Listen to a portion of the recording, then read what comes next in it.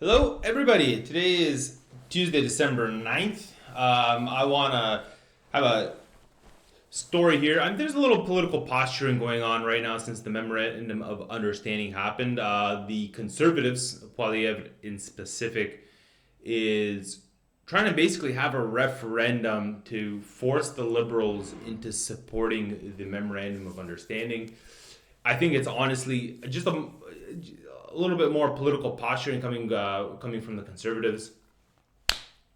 There's been a number of articles, basically the Globe and Mail, the CBC, and CTV. They're all really reporting on it. I wanted to get into that, but at the end of it, I want to get into what Elizabeth May said. So there's a short clip on Elizabeth May and her potential to work with the Liberals again, right? And I really wanted to discuss this because I don't think that Pierre Poilievre and the Conservatives, as they are actually doing the Liberals a disservice.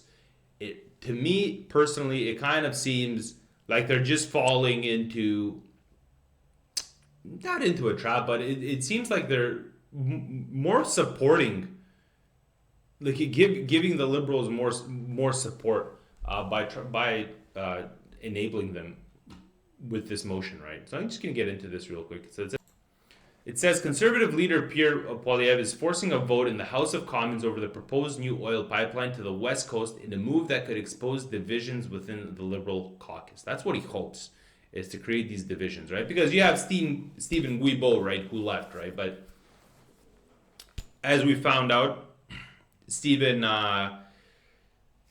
he's a green activist. He was receiving federal funds under blackface Justin Trudeau for a long time to be forcing various green policies in Canada, right? So I feel like he's just trying to capitalize on this motion, right? Obviously, blackface has his own players in the Carney government, like Mark Miller, who was just given a ministerial seat. But it says Mr. Poilievre's party will use a day devoted to opposition business on Tuesday to debate a motion about the Memorandum of Understanding between Alberta and Ottawa signed last week. The motion asks the House of Commons to declare its support for a pipeline enabling the support of Alberta bitumen from a BC port, including lifting the oil tanker ban while respecting the duty to consult Indigenous peoples. It says the language comes directly from the agreement signed by Prime Minister Mark Carney and Alberta Premier Danielle Smith on November 27th. Exactly. So he's trying to throw this in Carney's face, and say, I want all of your Liberals to put pen to paper that they actually support this. If they don't, then we know you're basically full of shit, right? That's basically what he's trying to elicit here. I don't think that he is going about it in the right way for a number of reasons, to be honest. One of them is honestly that this move just looks bolder on paper than it actually is, right? And he's trying to force these Liberals to vote publicly on this pipeline that their own leader signed with, obviously, a Conservative premier, right? Obviously, the Conservatives have always been pushing for pipelines, right? For this type of pipeline. And the idea is to expose this fracture within the Liberal caucus, because obviously, not only did we had two MPs cross floors from the Conservatives to the Liberals. We also had Stephen Guilbeault leave, right? So the Conservatives are kind of trying to do this like tit for tat almost politics, right? But I feel like it's just more gesturing, right? And he's really trying to hit the West Coast Liberals and rally Alberta a little more, right? But I don't think that this has any strategic value. I feel like this is more political theater. And, really for a number of reasons. Obviously, the Liberals can easily dodge this trap. the whole memorandum of understanding is pretty ambiguous itself. Like it's basically a framework for private sector consideration for the pipeline, right? There's no green light, there's no approval. So when they go to vote, the Liberals, they can very easily just say, hey, yeah, we support the framework that Carney wrote, right? And they can just deny Paul Poilievre's motion as just being simplistic. Because if they vote no, nothing changes. If they vote yes, again, nothing's really changed because the memorandum of understanding itself is kind of flawed. It's good that it's been signed, right? But it's not. It doesn't set anything in stone, right? Like he's essentially just forcing something symbolic that voters are going to forget in like 48 hours, right? And so the other bigger problem is that he's actually fighting on Carney's turf. So Carney's been really going about this in a very politically savvy way, right? He got Alberta on board to a degree. Albertans themselves, as we saw earlier, I did this in previous programs. They're very distrustful of Ottawa and obviously of the Liberals, and I mean they have 100% reason to be distrustful. I mean, blackface has done nothing but awful to Alberta. But Carney's been going about this in a very savvy way because Canada needs energy revenues essentially, and all of the investments that are going to come with it, right? And he needs Alberta on board, and he really needs to cut all of those potential referendum talks. He needs to essentially nip them in the bud. The best way to do that is by getting the pipeline going, right? The memorandum of understanding is symbolic. There's nothing concrete about it, right? But this motion that Poilievre is pushing is going to make Carney seem reasonable, pragmatic, pro-oil within certain limits, cooperative, with Alberta as well. And when Poilievre is really going to turn this into a referendum on the pipeline, Carney is going to posture as being the adult in the room, right?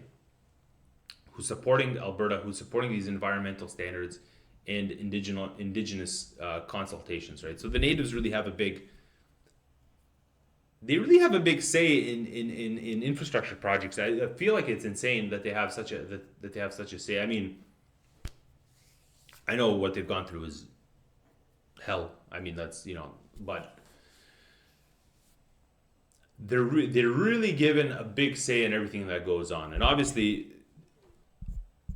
they should have a say if things are going through land that's been designated for them. I do, however, believe that if it's of a national strategic interest, that they basically have to bite the bullet. But we should integrate them into the projects by giving them insanely high-paying jobs to do the work, right, and give them basically knowledge work to do, right. But essentially, Pierre Poilievre is going to be labeling Carney almost as a centrist, right? By giving him this ammo, by pushing this memorandum, pushing this referendum on the floor, right? It's just going to help Carney more. It's going to give him more political points, and this is exactly why I feel this is why I labeled him conservative in the name only, because what he's doing isn't anything special. What he's systematically done is he's been giving Mark Carney more political points to consolidate power even more, right? And everything just seems to be theater. It's constant theater. There's never any like proper opposition. I'm gonna, poke you so hard that your constituents are gonna think twice about actually wanting to vote for you, right? There's none of that, right? And it appears really he's just exposing divisions, not really where he thinks, right? Like the Liberal Party has anti-oil MPs, obviously, right? Pierre wants to show that the cost is split, that the caucus is split, obviously, right? But voters don't really punish for internal disagreements. Like not really, especially not on pipelines. It's you get punished on being extremist, right?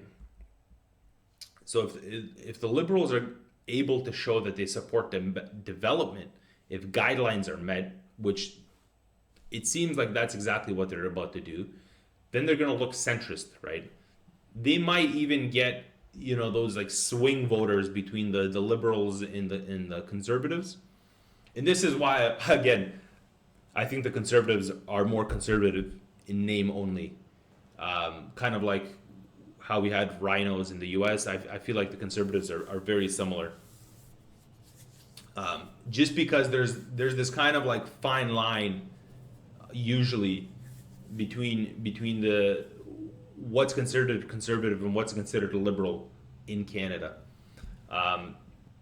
But what Pierre Poilievre is really trying to do, it's as if he's trying to ram an oil project without any like hard details, right? He doesn't have anything on paper. He doesn't have any financing potential, any environmental review. He doesn't have partnerships with the Indigenous. What he's just doing is he's trying to get political points on camera, but he has nothing substantive to push anything with, right? He has no backing, right? And it's reducing him to this one issue, right? And it's just going to play into the liberal narrative even better, right? And he's really just overplaying his hand. So, like, Carney's really the guy's polling well right now. The Liberals are already split. This memorandum of understanding is very vague. BC is furious. The Indigenous groups are divided. You need to capitalize on the ground before you bring motions to the House, right? You need to build up quiet pressure. You need to force sides. You need to play chess, essentially, man. And he's not really a chess player. Not at all. Like, if you actually wanted a pipeline built, you don't try and tip your hand this early, right? You go and you negotiate. You go secure commitments, lock in Indigenous partners, find private investment that's connected to you, and then you pin the Liberals in the corner, right? So this is just noise. This is the way I see it. This is just noise. Conservatives who want more oil infrastructure aren't benefiting from this theater, right? It's gonna blow up in the conservatives' face, right? And what the worst thing of this is, it's gonna blow up in the conservatives' face, and we're just gonna have there's gonna be in perpetuity until the next elections, unless something changes with Pierre. More of these types of motions that don't lead to anything. There's going to be more political gesturing that doesn't lead to anything. And, nothing's going to come of any of this, right? So if the Conservatives actually wanted to do something, move the needle, you want a real victory instead of symbolic noise. You need a shift from posturing into pipeline architecture, right? Build an Indigenous-led ownership consortium before forcing any votes, for instance, right? You want to force Carney into a political corner, not a rhetorical one, right? He needs to choose between the environmental wing of his caucus and the pro-growth wing by presenting a fully costed, industry-backed proposal, right? Not vague motions. And what's key here is he can kind of go both ways because he has the NDP that he can back on, as well as the Green Party, right? They work in unison when they want to, right? And so because Carney is acting more centrist than Blackface was, he's getting the conservative floor crossers coming in, right? It's systematic. But if he wanted to, if he basically just said, hey, screw the conservatives, we're going to go, deep into Blackface's policies, all of these green initiatives that just ruin the country and all of that, the NDP would be on board in a heartbeat. The Greens would be on board in a heartbeat. And the conservatives would be pushed out systematically simply by the number of seats that this coalition would have in Parliament, right? what he needs to do is engage Alberta, engage Saskatchewan, and other key players in BC and secure letters of intent for this pipeline. That is absolutely what needs to happen. The debate needs to be shifted from yes to no to actual energy security, how we're going to develop it, right? And that's really what needs to be done, what we need to see happen in order to actually believe this guy. Because I don't really trust what he's saying, to be honest. It doesn't make sense to me. And here, I'm just going to expand this a bit. And here I wanted to kind of just show you. So it says here, Poilievre said, if every Liberal supports his party's motion, then maybe we can get some shovels in the ground. But if there are detractors, it would mean there is no commitment by the Liberal government to actually get a pipeline going. After the agreement was signed, Alberta Premier Danielle Smith said it was a really great day for the people of Alberta and all of Canada. When asked whether he feels betrayed by Smith signing on to the agreement, Poilievre said, no, we want a pipeline to the Pacific. Let's get it built. Sure. That's all just talking though, right? And so in this CTV article we see, and I'm going to expand this a little just so we can all see this better. It says it's really going to be a moment for the Liberals. I think they're going to have to whip this vote specifically because it's their memorandum of understanding that they signed with Alberta, said Sharon Carr, CTV News political analyst and former chief of staff to Finance Minister Bill Morneau. The interesting part here is this is essentially Pierre Poilievre and his party kind of endorsing the memorandum of understanding in their own way, added Carr, which he is. He is. They want the Conservatives want the pipeline built, right? And so they do support it. Essentially, they're just not happy that it's the Liberals that are pushing this, right?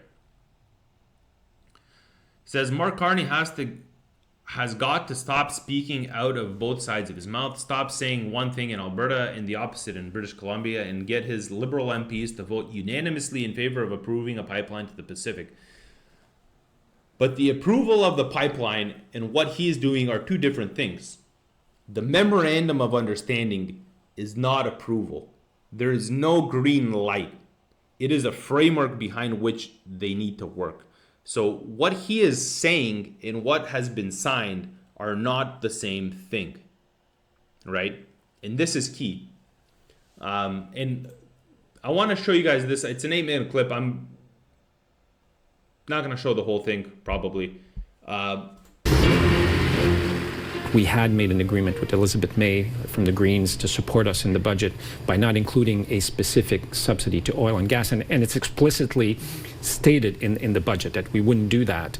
And then we turn around 2 weeks later and we put it in this agreement with Alberta. I don't think she will support us. Yeah, because Carney needs the pipeline done and he needed political votes to get him there, right? So what he did was Carney played everybody, essentially. He set up his own political narrative to get into power. He got the Greens to sign on to him, right? He got all of his Liberal MPs to sign on to him. And he got the NDP to a certain degree as well. And then he turned around and then he did whatever he wanted. Moving forward, I think that bridge has been burned. Liberal MP Stephen Guilbeault says his government's betrayal of Green Party leader Elizabeth May contributed to his decision to resign from cabinet. May's support for the federal budget was a key ingredient to it passing and the government staying in power. But is her support now gone forever? Miss May joins us now. Hi, Miss May. Good to see you. Thank you very much for making the time. Well, thank you, Vashi. So Mr. Guilbeault this week on another program of mine did say very specifically, and I wanted to quote him, that he feels his government has now burned its bridge with you. Is that the case?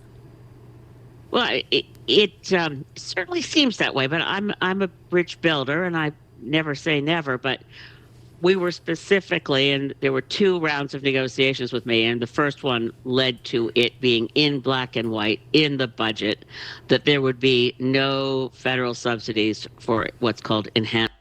She's a bridge builder. She's a bridge builder. No, you know what she is? She wants to be in Parliament. That's what it is. She wants seats because you get money for having seats, and she wants a say. So she's not that heartbroken that Carney went against her. because now her party had leverage in putting Carney there. This is everybody's just looking at their own political field. That's all it is. Stephen Guilbeault is just a loser that basically he had his federal funding stopped through his private entity because this pipeline is now being built, right? She is playing real politic with her constituents and being in parliament, right? So she claims to be a bridge builder, but if she actually cared about the environment and all of that, she would be furious with even this memorandum of understanding happening. But she's not. She's not. She's just a politician. That's all it is. It's oil recovery.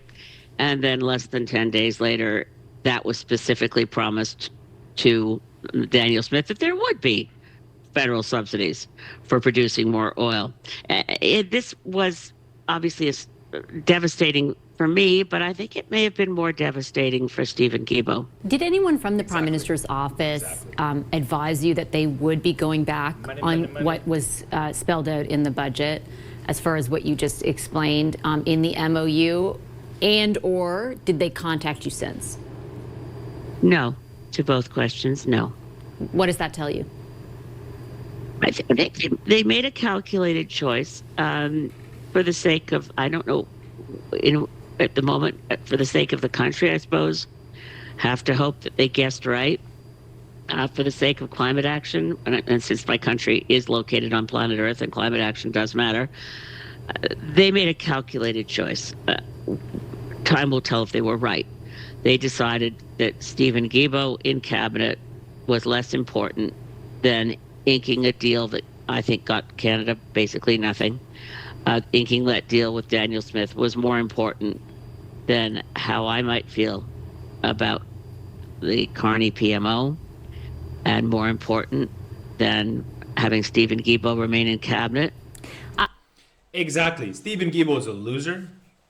You don't need him there because what did he actually do? The guy didn't do anything. He was just getting federal funds to push all of these green initiatives. They did make a calculated decision because there was too much talk about referendums in Alberta. And to quiet that down, you get a memorandum of understanding signed. It's all politics. It's all politics. We'll see how long it takes for Mark Carney to push the pipeline forward, to actually get investments and all of that, to get things outlined, get commitments done. We'll see how long it takes. It might not even happen. That's the thing. It might not even happen. But guys, this is all I have for us today. Tell me what you guys think about all of this political posturing. You know my thoughts. I'd love to hear yours in the comments. Please like, share, and subscribe. My name is Miloš Krajčnik. This is Canuck News. Stay informed, stay curious, and God bless Canada. This is Canada. Maple syrup and